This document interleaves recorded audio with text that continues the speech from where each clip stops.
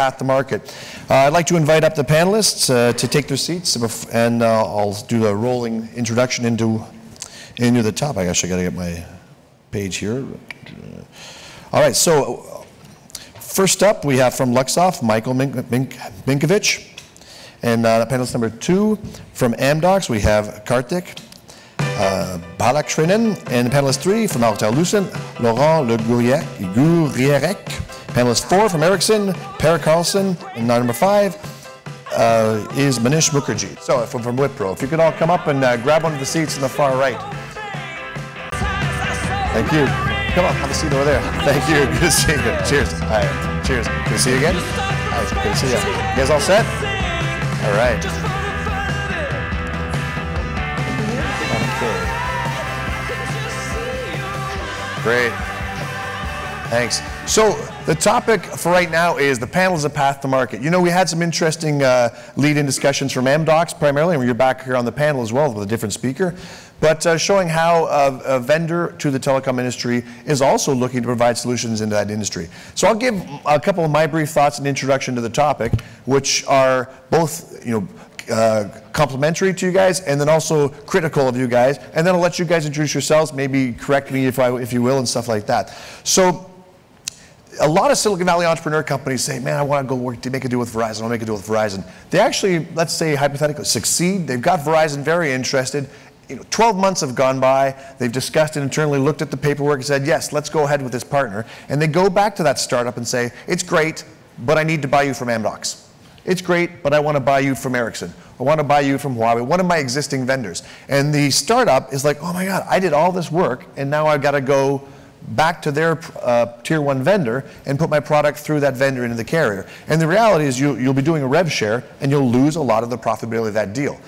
But there is the hidden upside of, first of all, you can get the deal, because otherwise they wouldn't make it with you. So that's pretty big. And the second one is if the vendor finds that a profitable, meaning if the Amdocs or Ericsson or Huawei finds that a profitable endeavor, they will then be able to take your solution worldwide to all of their markets, and you can leverage that larger sales force. So there's an up and down to this particular arrangement. So through the years we've discussed this at T3 and the choice of using a vendor as a path to the market. And we've said sometimes it makes sense to go to a vendor first, sometimes a carrier first, and sometimes both. You know, often you want to go, was that hypothetical startup I mentioned who went to Verizon and then got pushed back to the Verizon's vendor, well, was that wasted time talking to Verizon? Should they have just gone to the vendor first or not?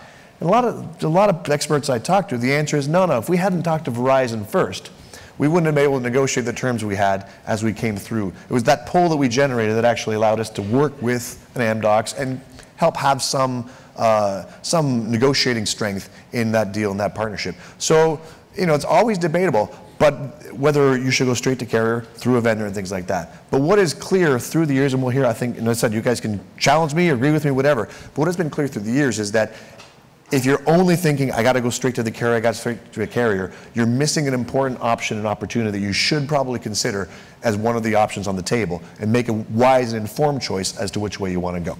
So with that, I'd like to ask my panelists to introduce themselves, a couple introductory comments maybe, we'll go down the line, and then we'll kick off the discussion. So Karthik, you're sitting closest to me, I'll start with you. So I'm Karthik Balakrishnan. I had solutions and enterprise architecture at Amdocs at one of our major customers. Been with Amdocs for 9 years now, and a big part of my function is making sure solutions do see light of the day. So it's across the spectrum of Amdocs and partners. Great. I'm Michael Minkevich. I'm Vice President of Technology Services at Luxoft. We are a global software house, and in my role, I'm responsible for the company product engineering portfolio. Great. Laurent Le Gourrierec. I'm in charge of technology investments and partnerships for Alcatel-Lucent, soon Nokia. And my objective is to interact with all the startups that can work with us for our customers, who are mostly the telcos. So my name is Karlsson. I'm head of the Ericsson branch office for research here in Silicon Valley. I'm also heading the cloud computing research globally, so I got teams sitting all over the world doing research on cloud. And of course, being here in Silicon Valley, one important part for us is the fact that you can't innovate everything yourself. Even us in research realize that We need to work with partners, we need to work with universities and with other companies in order to succeed. So. Hi, I'm Manish. I'm part of the CTO office for the GMT vertical at Wipro. And one of the key areas that I'm looking at is SD and NFV in addition to IoT and other areas. Yep. And just to briefly respond to what you asked, at Wipro, what we provide is we marry, the way I like to think of it, we marry speed with scale. Yes. Scale is what we provide, and speed is what startups provide. We provide the perfect marriage. That sounds like a great way of putting it. Like the scale is so much one of the things you guys can bring to a startup, and that's kind of what I said. If you get in with an Ericsson, the first thing is, God, I think our profit margins got cut in half because Ericsson wants their piece. And half is my generalization. I don't know anybody's private deals. But the scale is phenomenal, right? So much like a carrier can deliver scale. Because we hear a similar argument when startups talk about, should I go OTT or should I try to work with a carrier? Well, one is a more painful biz dev process. But as you go OTT, you've got to win customers one by one and do your own marketing, right? Whereas somebody like Ericsson can deliver a lot of sales support, a lot of marketing support, right? Yeah, I think that's a valid comment that you're making, even though I would also try to emphasize that not only the scale part. Can you hold it a little closer? No, not only the scale part and the fact that we get marketing channels. Yes. But I also think a lot, if you're a startup, you also have the issue of how to position your product so it fits into the whole solution. Yes. That's something that a company like Ericsson is very good at, taking, integrating solutions from other partners, making it part of the complete offering, so to say. Yeah. So Laurent, let me ask you a question. Because he talked about having a complementary solution that integrates with Ericsson. So switching over to Alcatel, if a startup says, hey, I have a solution, it looks like it's complementary to Alcatel-Lucent's portfolio and could add value. Here's the challenge I might have. So I'm a startup guy. How do I know you're not developing something similar and will have some meetings with me and go, those are good ideas, but we have something similar, and I've just given away my ideas. So, I mean, and the challenge is equal for all of you, and is pretty common in business development, right? But, as a startup vendor with a telecom technology, I'm also a competitor with all of you, right? So, Laurent, like, how does a startup overcome that fear, and how do you help them have open discussions with you? I think there are well, you have two practicalities. The first one, of course, is you can put in place the formal type of non-disclosure agreement to help with the discussion. Then you can also think about the fact that in the scenario you describe, we would be the ones, the big company, taking the risk on be exposed. Yes. It's too dangerous for us. So somewhat the startups are protected by the fact that because they are the most vulnerable in a legal system, they will be the most protected. So that's the legal, if you will, and psychological or philosophical aspect. Yep. Then after, I think practically you can also, as you were saying earlier, engage with carriers immediately. Yes. And the telcos will also help this relationship to start. And I see it as a three-way relationship. You have the telco, the startups, and the large suppliers. Good.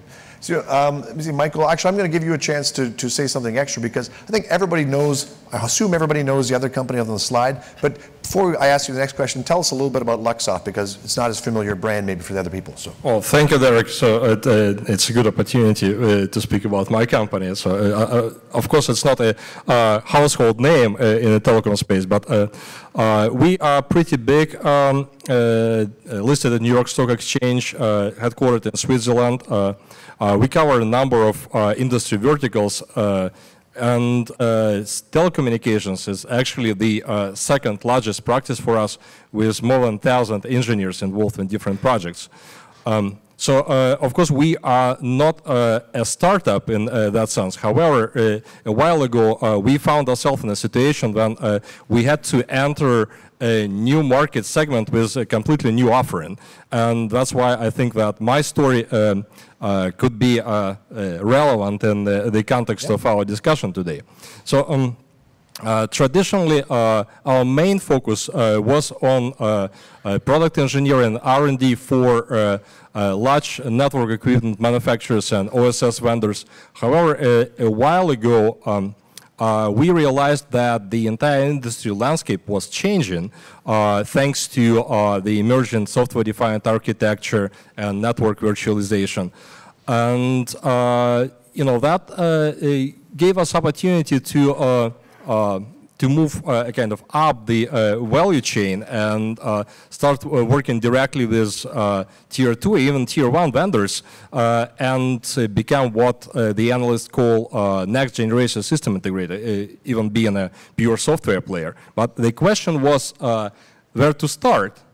And where to find that entry point, because the opportunity was there. Yep. And we decided the answer was a test lab. Yep. On that premise, we developed the so-called software-defined lab. Yep. So a startup could take their technology to you first, develop it more in the lab, and then take it to your customers. What size of a startup would be, bringing ideas to your lab? So how big a company, like in terms of headcount, like a 10-person company, 20-person company? What kind of people are you putting in? Actually, that story is a kind of twofold.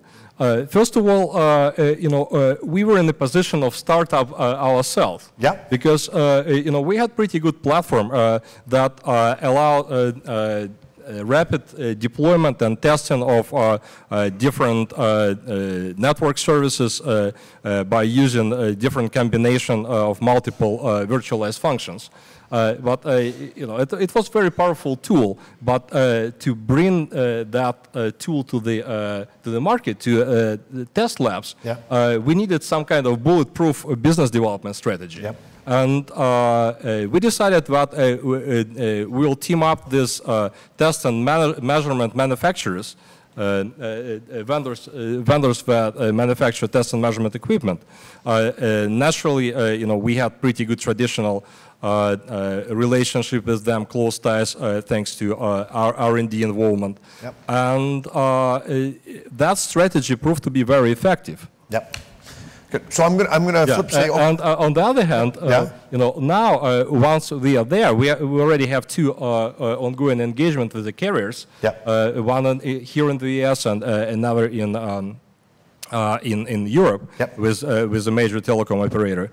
Now we can bring in other partners in our ecosystems, like smaller startups who develop virtual appliances. Yes. So it works both ways. So, and in my view, teaming up with established players in the industry, being part of NAM's ecosystem is very important and proved to be a very effective strategy how to get to a market, even for a new player. So, one of the things we promised to do on this panel is, the first thing I want to do is challenge you. Okay, it's good, but it's bad. Is it scary, but is it worthwhile? But really, one of our mandates on the panel is to talk about what's the advice we want to give to startups who want to get to market, and specifically as you guys can help them. So, Karthik, Daphne gave us a great presentation this morning, and I think it talked a lot about some things you probably will have to repeat some because it was pretty thorough. But so, what's some good advice for a startup that's just got an A round of funding, develop their technology, want to take it to telecoms, their idea touches on the billing or that element of service, OSS, BSS, so they see you as an opportunity. What's the right way for them to engage? What are the things they should be thinking about? Sure. So I want to talk a bit about this the telco environment. Yep. Right. And the environment, much to the outside world, is unaware that there's a lot of legacy stacks out there. Okay, so you assume that a lot of information is available, but it's not. Mm-hmm. Okay, or the shape in which you expect the information is not available in the way you're looking at it. So what information are we talking about? Like let's start with something as simple as customer data. Okay. We say I need customer data. Right. It's not as simple to just get it. Okay, there's integration work to be done.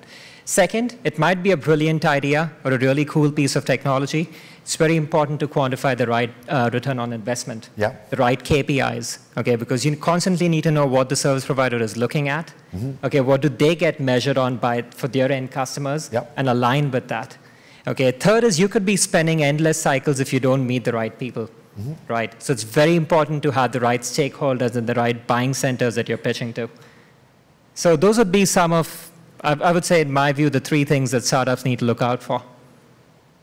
So those are the cautionary statements, right? Absolutely. It's interesting too. You said it's got to be fairly significant for a carrier, or you want to move the dials. And we hear from a number of people today that, on and off stage myself, that these are interesting startups, but they don't move the dial at my company. It's hard to get the senior management to get too motivated. On the other hand, if they don't get motivated, if they keep saying that to every innovative technology and every startup, we basically are dinosaurs and remain stagnant, right? So this, a lot of the companies, like WhatsApp, didn't move the dial until it did, right? So would you agree that your companies and the telcos need to look at things not as just what's the impact they have on ROI today, because usually it's going to be small, right? It depends. So certain technologies are impactful. Yep. Okay, and it's very important to be able to quantify that and present that in the right manner. Yeah. Right. So some of it, yes, might be futuristic, but the telco may just not be ready, or it's not in their priority list for this year. Yep. So you need to be aware of that, right? So also, I want to talk a bit about product versus solution. Sure. It's very important to have solution-led products. Yep. Okay. And by solution, I mean having the right business model attached to it, and you're extracting the right business, or defining the right business processes around your technology, because that's ultimately what's going to drive and extract value out of your technology. So just having a cool product doesn't mean it will sell. Yep. It's important to add the right solution and wrap it before you take it to the telco. Yeah. So, we heard about already how important speed and scale are, right? And you brought that up. And what kind of scale do your organizations deliver? And I mean, Ericsson's probably a good one to start with because it's pretty slam dunk for you. So if you guys do a partnership of some kind with a startup technology, what kind of scale can you bring them? And how quickly does that scale ramp up? You got a big sales force who would need to be motivated and trained, right? So it's not immediate. I don't know if I'm the right guy to answer this, but obviously, being Ericsson, we have a huge customer base and selling a lot of stuff, of course. Mm-hmm. But I don't have a good answer to that. No, but I mean, are you as Ericsson, are you able to say, well, this is a good partnership? They've like, go back to my hypothetical case. They've convinced a carrier to adopt them, and the carrier has pushed them back to us. Great, that's like Christmas for you guys, right? Yeah, that's a good case. But then you say, okay, good. Now I know carriers want this, and I have this partnership. Yeah. So do you then turn around and motivate your sales force? And how quickly can Ericsson start saying, this is something that's in our portfolio, we're promoting it? Yeah. Well, it depends a lot about the technology and how mature it is, because sometimes we get engagement with startups or with the companies that have ideas from a research perspective, and then it might be a few years down the road. But sometimes we engage with companies in a much more direct way, where we're doing it through our product organization. For instance, in the cloud area, we've been working quite a lot recently and announced partnerships with companies like Apcera and CleverSafe and Pluribus and so forth. And in those cases, it's a kind of a rapid introduction from starting working with them and actually going into the market. Mm-hmm. So it depends a lot on. Yeah. Great. You pass it over to Manish, but I'd like to extend that question to all of you if you'd like. So, Manish? Sure. So when it comes to scale, right, there are various dimensions to this word scale. Right? Yes. One is the number of customers, access to the number of customers. It also, and you talked about that somewhat. The other dimension of scale is normally when a startup is working on something, they are working on a very niche area because they are strapped by resources and people and so on and so forth, right? Now, Wipro as a system integrator brings in other pieces of the puzzle that creates a full solution. That is also scale. That's an offering scale, or a scale of offering. There's also a scale of market that we already talked about. Right. So there is also this other dimension that we complete, right? That's good. So there's a lot of, go ahead. Yeah, I just wanted to add to what my colleague just said. It's very critical to think through the whole roadmap and make sure that your product somewhere belong in the ecosystem. Yep. So it should be part of the strategy, because whatever you build, so there is no standalone products as such. Yep. No out-of-the-box solution for the carriers, for MSOs. You always need to be a part of the ecosystem. Good. So I'd like to, we'll go to you in a second, but while you get a chance at this, invite the audience to ask any questions they like from the two microphones. So if you'd like, feel free to walk up to the microphone and we'll take your question. But with that, let's go over to Laurent. So complementing what has been said, I would say a few things. First, I think if you are a startup and you work with telcos, you need to know that it's going to take time. So that is really the way it works. Then some constraints will be introduced in the process because of the way the telcos work. They are very large organizations. So you could say, well, you have these two drawbacks somewhat. It's not this fast and it's complex. However, the scale working with a large vendor is what is going to make it worth it. And I'll give you an example. A few years ago, we acquired a startup in Texas called Motive that does mobile device management. And that was a startup that was struggling in its sales and its reach because it was not able to grow on its own to sell directly to the large telcos. And what we did immediately after the acquisition was essentially incentivize our entire sales team in the US so that they would promote the Motive products. And nowadays, just after a few years, the size of the companies has grown significantly. Yeah. You have many more people and the market positioning is better. So you see, so that's a trade-off. It will be an effort to work with the telco, but it's worth it because once you are in, the scale is just amazing. Yeah, and I think, you know, we'll go back to Karthik in a second, but the scale, and look at those microphones, the scale issue also is very much a risk factor because every startup will tell the telco, we can scale. Here's a solution, here it is demonstrated on 2 boxes. I can scale this to a room of 1,000 boxes. And I tell you, if you're a startup saying that, you could be right, you could be wrong, but the telco's going, sure you can. They do not believe you. So when you say, so we're ready to deploy tomorrow, the telco says, yeah, I've seen Ericsson do that, I've seen Alcatel do that, but I haven't seen you, 5 guys and a dog do that very often. In fact, we tried and it didn't work with the past 5 startups. So the carrier sees a tremendous amount of risk. And also they're pitching into probably one champion in the carrier who they're talking to, who goes, am I going to stake my reputation inside my telco on this startup that promises me it can scale? I'm going to take this back to the network guys. They're going to put it in a test bed or a project or a proof of concept, and they're going to come back and tell me, that didn't work, what are you doing wasting our time? So that person doesn't want to risk their personal capital inside the telco on that startup's promise that they can scale. And what they will do is say, talk to these guys, I know they can scale. If they, I want your solution, but talk to them. So what these companies would do for the startup is essentially be a risk mitigation factor for the telco. If I know if I buy it through one of you, that you guys have proven to have scale and proven to have support, also you won't go out of business and I'll have service, et cetera, et cetera. So that risk is such a big factor. You guys are risk minimization engines for the startup community, and that's an important factor. So over to you. Absolutely. And I want to talk about scale from 2 different dimensions. Yep. One that's cautionary, adding to my earlier points, good, and the other that's opportunistic. So the cautionary one is data privacy. Yep. The telecommunications industry is regulated. Okay, you can't just offshoot data or build your application on public clouds. Mm-hmm. So when you talk of scale, first comes data privacy, security, yeah. And Amdocs, for example, has data center deployments around the world, yeah. Right? So we can help you scale very quickly. Our data centers are already past all the clearances. The telcos are very comfortable putting solutions in. Yep. We can double up as a services organization and help you integrate to the existing systems. Add wheels to your machinery. Okay. The second one that I said is opportunistic is essentially what I would say a galaxy or a hub and spoke model.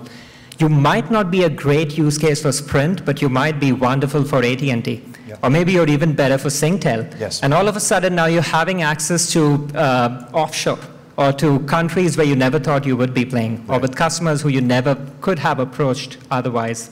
Right, right, and if you are a startup who doesn't have a global telecom background, you might not know which carrier you fit with, but somebody like Amdocs might be able, as you do an official evaluation of that, can go, oh, I know Telecom Italia Mobile will love this, take it to Luigi specifically or something like that, right? Absolutely. So let me ask all of you a question together, and I'll let you tackle it in whatever order you see fit. But what are some success stories, like a company that worked with you guys to go to the market and it worked out? So does anybody want to kick it off with a success example? Yep, so Wipro. Yeah, one of the examples that I would like to point out is an IoT example. Yep. We had a minority stake at Exida, which is an IoT company, and we took them to some of the large service providers. Yep. And they saw value in the company, and eventually they exited to PTC. It was a success story. Yep. From a startup point of view. Yep. And we were instrumental in in that. Do you remember about the time frame? Like how long from first, working with you to actually exiting? Like what was the time frame for that whole process? It was, within about 6 months or so. Roughly 6 months, so pretty quick. About 6 months, yeah. Sounds a quick and actually, there is one more example now that we are. I can't disclose the name on this one. Yeah. But we are investing in this through Wipro Ventures, which is a $100 million fund that we have started. Yes. And we are investing in this startup, and within the first 2 months, we are able to take them to several Fortune 500 companies that they did not have reach at all. Yeah. So it can happen very, very quickly. Sometimes it can take a little bit longer, but I think it'll be a lot shorter going through this route than developing a market with the service providers and then coming back and then developing it all over again. Right, so you're making the case for coming to you first. That's right. Okay, yeah. so that's all right. And interesting, that VC element is pretty interesting as well. We heard in some of the earlier sessions today that having a big company make an investment in you is an endorsement of really scalability and such. Obviously, I mean, it's different having a carrier do it versus having Wipro do it, but it's a pretty significant boost. And then also, it doesn't just show that, if Wipro invests in a startup, doesn't mean the carrier necessarily wants it, but it means you guys truly believe that your market will want it, and you're willing to put your money where your mouth is. Right. Actually, that is one of the key pillars of Wipro Ventures. Yeah. Is we invest in. It's not just money. The quality of the money is that the business is aligned to our initiatives. Yep. So we make sure that we have alignment before we invest. So when you work with us, you are pretty sure that it's not just a return that we are looking for. It's actually we are serious about taking you to the market and be successful with you, right? Karim's data show that corporate investments are growing and growing. Have you got their $100 million in your research yet? Make sure you add that number in. But yes, I wanted to add on this example to make it more general. What's going to be very common if you start engaging with a large supplier as a startup is that the commercial relationship will be complemented by a strategic investment. That is a very common model for us. Yep. We have done it recently in the US, for example, with counterattack in cybersecurity, in France with eBlink in wireless front haul. And the reason is, to your point about endorsement, yep. The fact that we invest in the startup shows to our customers, the telcos, that we are serious about supporting the startup through its evolution and then to the maturity of the product. Could you mention those two company names again? Yes, the first one is Counterattack. This is a company based in Boston that does advanced threat detection. Yep. And we are the strategic investor in this company. And the second one is eBlink, which is based in France, that does wireless front haul. So in both cases, we help them sell to telcos. And we secure this relationship by investments. Great, so great examples, and thanks. And I think that's critical too, because a lot of some of the problems I've seen historically, like a startup might tell me, and this has happened in the past, we've engaged with one of these, a tier one vendor who's going to represent us, and then nothing ever really happened. And so what happened was the same thing that occasionally happens when you try to work with a telco. Well, what's the actual commitment level of the person you contacted at the tier one vendor? How deep did that commitment run within the tier one vendor? Because like I say, you all have very big sales forces. That's a lot of people that get motivated and trained. And if your relationship with the tier one vendor only goes 2 people deep, it's not going to go very far, right? It's not going to the market. But when you put a couple of $1 million or even 500,000, it's a pretty clear statement that you're going to try to align your resources behind that initiative, and of course share in the benefits that may come from that, right? Anybody else want to drop any other success examples and case stories? And maybe I can take one from Ericsson as well. Please do. I think we saw Mirantis up on stage here earlier today. I think that's a great example of where we can bring our telecom expertise and network expertise from Ericsson, combine it with the technology experience from OpenStack, from Mirantis, and really build something really good out of that. And I think that's a good example also, like that when two companies complement each other from a technology point of view. Yeah. And I guess both of our companies are gaining from that. Mm-hmm. You know, as a company like Mirantis that works with Ericsson, now you guys represent them as well. As well, because if Mirantis is strong, our partners are strong, then we are strong as well. Yep. So we don't want to limit them in that term. Do you we'll get to you the consec. I guess it's, next up is one more question. Is do you see a future where Mirantis could potentially pull you into some business now? Is that something that could, you know, as a company grows and becomes more established themselves, no longer a startup, do they have the ability to open some opportunities for you? Let's hope so. Okay. I don't know for sure, but of course, that's a possibility. Yeah. All right, good. Michael, you had something? Or? We've been actually working with a number of startups building virtual appliances, and we're making them a part of our technology demonstrator, VNF orchestration platform. So it's a kind of symbiotic relationship. In some way, you know, we demonstrate advantages of our technology, of our platform, and at the same time, we serve as a sales channel for them, and it works in both directions. So yours is symbiotic because you're, you know, a smaller vendor. So the startups are bringing you, essentially helping you build your portfolio and having a more rounded solution to bring to your customers. Absolutely, and at the same time, we also partner with test and measurement equipment manufacturers to get into the carriers. So it's a kind of multi-stage approach. Yep. Karthik, did you have some on that? I don't know if you're reaching for the microphone or not. Sure. Just wanted to, since some of the folks might have missed the morning session that Daphna shared about the AT&T Foundry and the Singtel labs that we have set up. So we've actually partnered with telcos to achieve a win-win-win ecosystem. That's a win for them, it's a win for the startup, it's a win for Amdocs. And essentially what we do is we have an incubator in our labs in Israel. Now we co-locate a lot of the startups with our core R&D, okay, and we do joint evaluations. You know, so we make sure that the real ideas actually end up with a real and monetized solution in the market. So that's something we do. And in terms of success stories, just a couple of prominent ones for North America. I think you might as well guess the vendor if I tell you the cases. One is around customer feedback and measuring Net Promoter Score and having the ability to show that on dashboards to executives. And the other one is around video build that AT&T launched. So a lot of them coming out of our Foundry approach. So we are here very familiar with the Foundry in Silicon Valley, which is working with Ericsson. And in Israel, AT&T has a Foundry with Amdocs. That's right. And so you're talking about a Singtel relationship as well. Tell me a little bit about that. Very similar concept, you know, where we, and that's something Daphna alluded to as well this morning. So where we essentially bring the telco with the startup, with Amdocs, and jointly ideate. Do you have is that a Foundry situation as well, or is that a different kind of partnership? A similar approach. Good. All right, so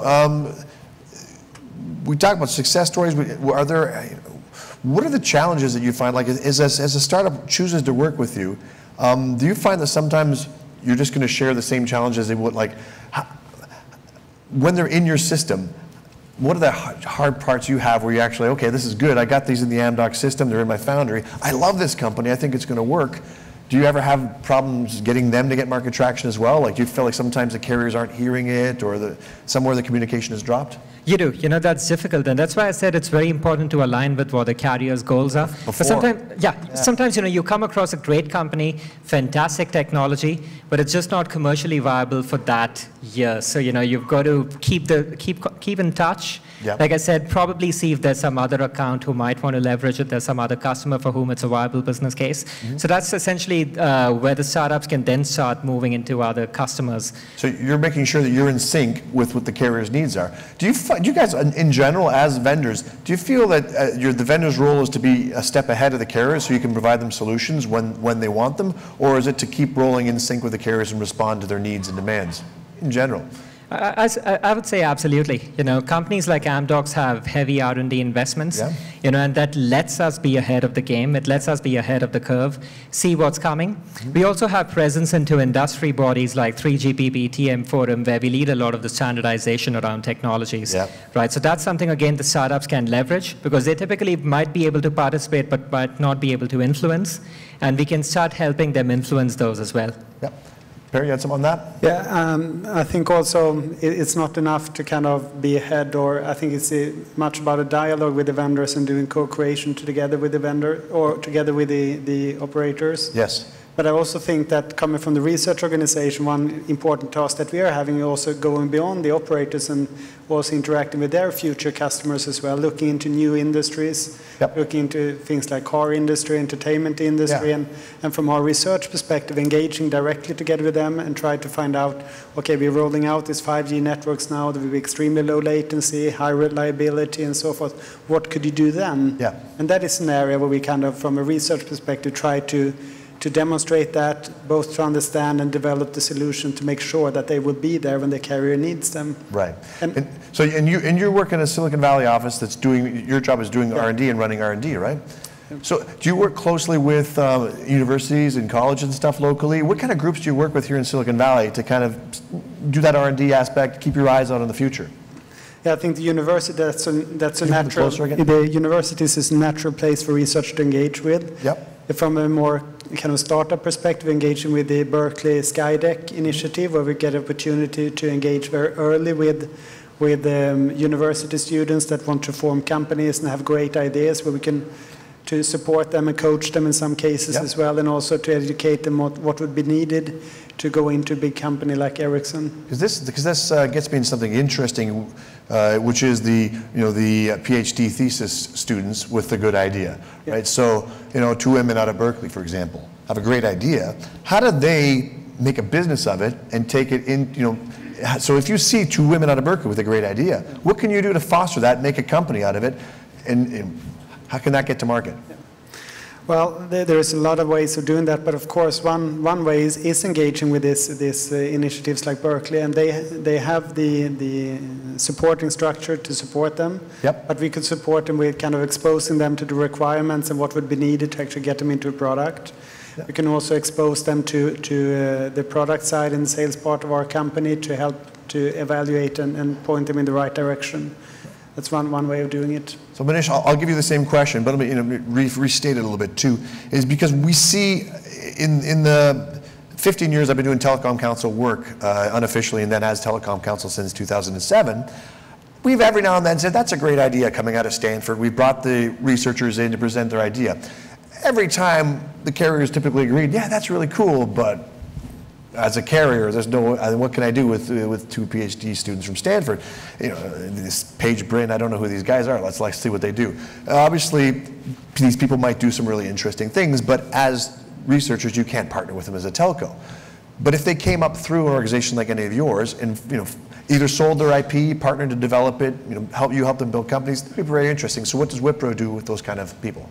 Yeah, so let me back up just a little bit about, you were asking how do we stay ahead. And so I think, there are 2 ways, right? One is horizontal and vertical. I think your question was, or all the answers were targeted towards the vertical, which means that if you are talking to a telco, how do you have to be ahead of the game before the startup engages with you? Yes. Absolutely. I think Karthik mentioned that and a lot of others.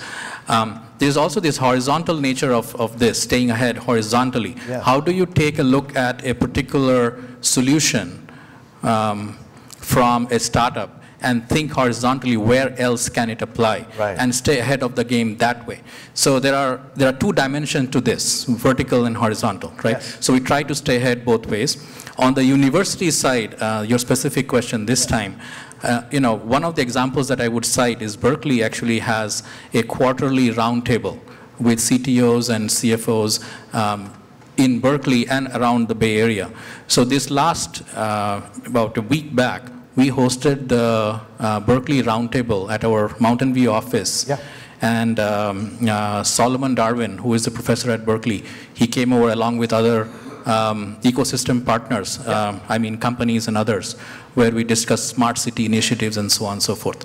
So these are ways that we try to keep up with what's happening and give that insight. One good suggestion is utilizing events like this, the Telecom Council Forum, because represented today, there are a lot of people from Ericsson that all have quite good experience and knowledge about what different parts there are and can point you in the right directions. And I'll jump in on what you said, because it's an interesting point. I'm going to contrast it with something Karthik said earlier. You said, even when you're talking to somebody, for example, at Ericsson, and they're saying, no, we don't like it, don't give up, because you might be the wrong person. if people go and randomly say, well, my cousin works at Ericsson, or I know a guy, or my friend, oh, I'll introduce you to a guy, that's probably the wrong guy.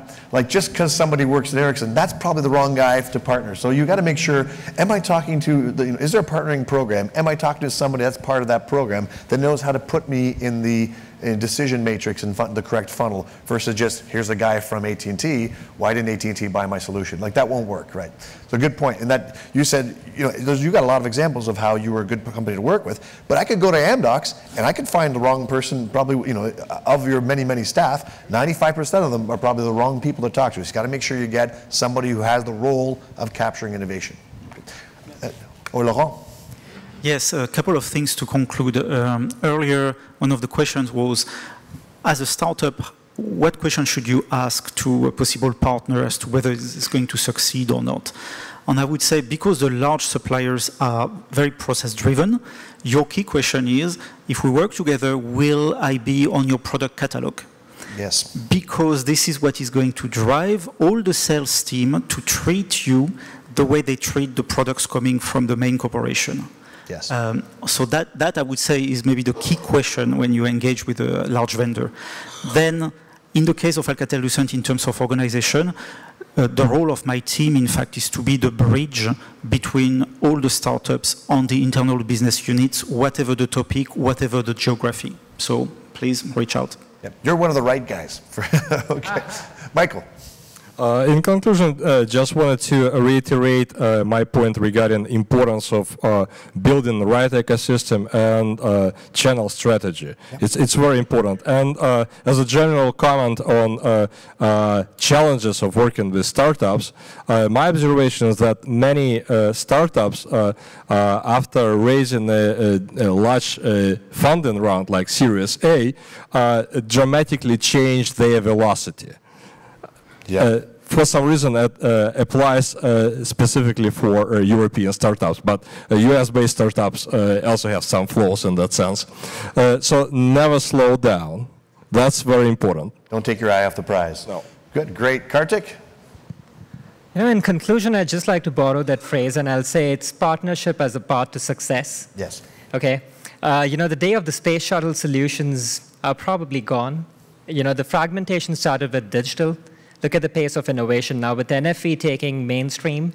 Even that's getting increasingly fragmented. And given today's pace of innovation, modular solutions are the need. Yeah. Okay, Amdocs loves to partner. We have our booth out there. You're welcome to please come and speak to us. Yep. And in closing, you mentioned this morning, if you can bring down the time to market from 18 to 12, it's a success for you for this forum. Yep. I say we can do even better. Awesome. Thank you. That was a great wrap up. Thank you, Karthik. All right, thanks a lot to all of our panelists. Thanks, guys. So if I could ask you to slide off back towards the AV room and de-microphone and stuff. I'd like to invite up to the stage my friend John Phelan with Argus Insight.